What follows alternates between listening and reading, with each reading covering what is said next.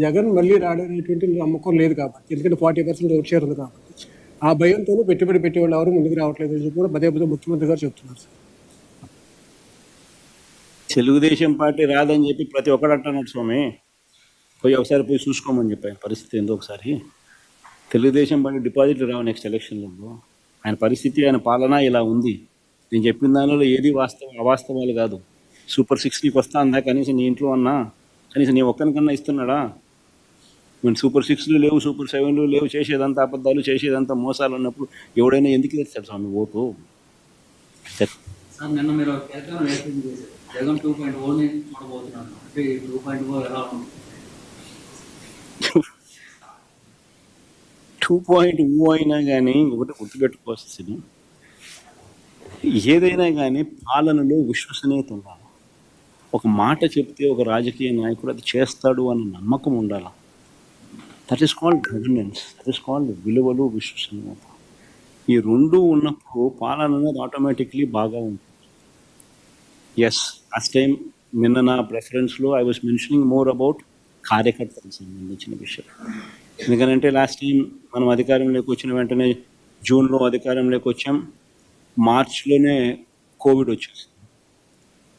So ఆ తర్వాత 2.5 సంవత్సరము తీవ్ర రాష్ట్రంలో అసలు ఫోకస్ మొత్తము కోవిడ్ మేనేజ్మెంటు, రాష్ట్రానికి సంబంధించిన వనరులు మేనేజ్మెంటు, ప్రజల సంక్షేమము, సేఫ్టీ, వీటి గురించే టైం కేటాయింపులు చేయాల్సి వచ్చింది. సో ఈ నేపథ్యంలో కార్యకర్తలకు ఒక నాయకుడిగా, ఒక పార్టీ నాయకుడిగా, ఒక లీడర్గా, కార్యకర్తలకు ఒక తండ్రిగా చేయగలిగింది బహుశా నా దృష్టిలో నేను తక్కువ చేసినానని నాకు అనిపించింది. ఎందుకు అనిపించింది అని అంటే, ఈరోజు వైఎస్ఆర్సీపీ కార్యకర్తలు ఈరోజు పడతా ఉన్న బాధలు చూసి, ఈరోజు చంద్రబాబు నాయుడు అనే వ్యక్తి వాళ్ళకు పెడతా ఉన్న కష్టాలను చూసి, నిజంగా వాళ్ళను చేస్తూ ఉన్న హెరాస్మెంట్ని చూసి, సో ఇవన్నీ చూసినాక వాళ్ళకు మంచి చేయాలి. వాళ్ళ మీద ఎవరైతే సులుం ప్రదర్శించినారో వాళ్ళందరికీ బుద్ధి రావాలి. పోలీస్ డ్రెస్ ఉంది కదా అని చెప్పి నీ ఇష్టం వచ్చినట్టుగా నిన్ను ఇల్లీగల్గా అరెస్ట్ చేయకూడదు. There's got to be some account of responsibility. అలాంటి వాళ్ళతో, ఆ అన్యాయం చేసిన వ్యక్తితో, అన్యాయం చేయబడిన వీళ్లకు సెల్యూట్ కొట్టించి క్షమాపణ చెప్పిస్తాం. ఒకవేళ అలా చేయకపోతే చట్టం ముందు నిలబెట్టించే కార్యక్రమం చేస్తాం. ఇలా ప్రతి ఒక్కరికి కూడా గవర్నమెంట్ అంటే మీకు తోడుగా ఉంటుంది అన్న నమ్మకం కలిగించే విధంగా ప్రతి అడుగు వేస్తాం. వైఎస్ఆర్సీపీ 2 పాలన కార్యకర్తలకు భరోసాగా ఉంటుందని మాత్రం ఖచ్చితంగా చెప్తాం. So you've talked about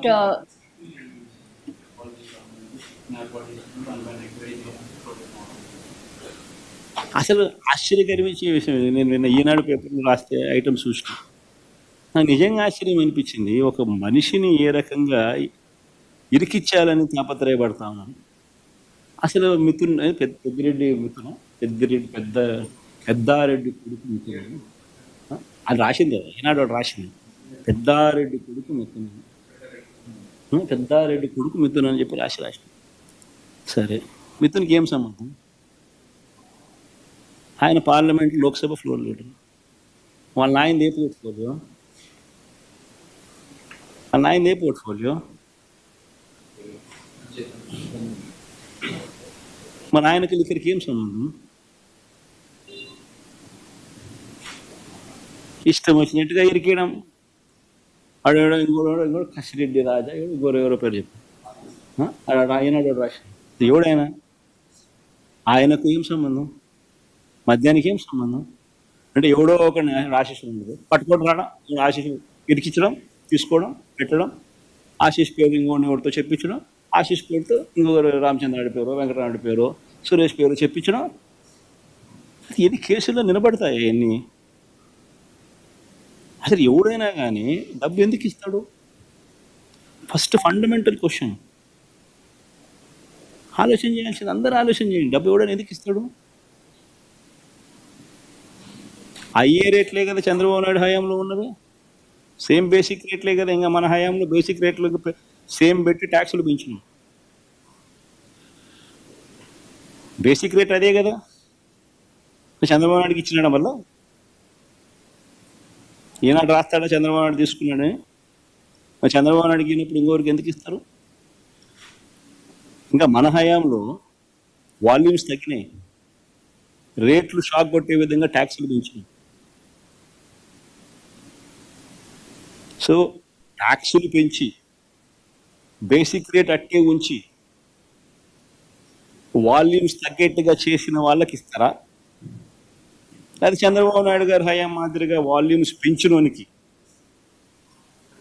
Chandrababu Naidu హయాంలో రేట్లు కూడా పెంచినోనికి రేట్లు పెంచినోనికి బేసిక్ రేట్లు కూడా పెంచినాడు. చంద్రబాబు నాయుడుకి ఇస్తారు, వాళ్ళకి ఇస్తారా? This basic fundamental question.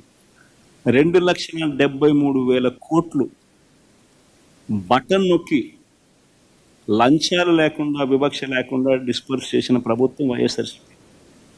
అంత గొప్పగా మా ప్రభుత్వం గురించి చెప్తాం. చంద్రబాబు నాయుడు ఎందుకు చేయలేకపోతా ఉన్నాడు? ఎందుకు బటన్ నొక్కలేకపోతా ఉన్నాడు? ఎందుకంటే బటన్ నొక్కితే ఏం రాదు కాబట్టి. అందుకే నేను బటన్ నొక్కలేకపోతున్నాను. డబ్బు మీద వ్యామోహం లేదు కాబట్టి, పేరు మీద కాంక్ష ఉంది కాబట్టి, చరిత్రలో నిలబడిపోవాలన్న తపన ఉంది కాబట్టి, ప్రతి ఇంట్లో నా ఫోటో ఉండాలన్న ఆరాటం ఉంది కాబట్టి 2,73,000 కోట్ల రూపాయలు బటన్ నొక్కిన డీబీటీ. లంచం లేని పాలన ఎక్కడైనా జరిగింది అంటే వైఎస్ఆర్సీపీ ప్రభుత్వ హయాంలో అని చెప్పి గర్వంగా గొప్పగా కూడా చెప్పగలం.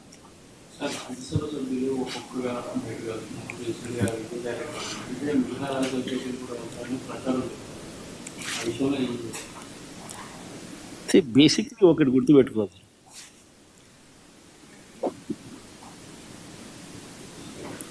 పదకొండు మంది మాకు రాజ్యసభ సభ్యులు ఉన్నారు.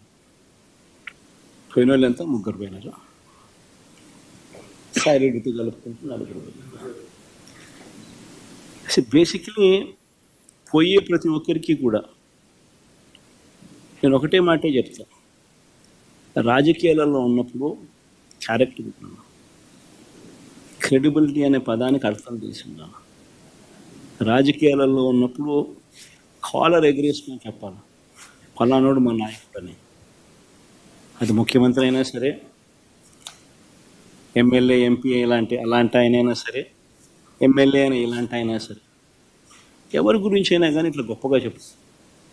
కానీ మనమంతటి మనమే ప్రలోభాలకు లొంగో, భయపడో, ఏదో కారణం చేత మనమంతటి మనమే మన వ్యక్తిత్వాన్ని, మన క్యారెక్టర్ని, మన క్రెడిబిలిటీని మనం బలంగా పెట్టి మనం కాంప్రమైజ్ అయ్యి అటువైపు మనం పోతే మన గౌరవం ఏంది?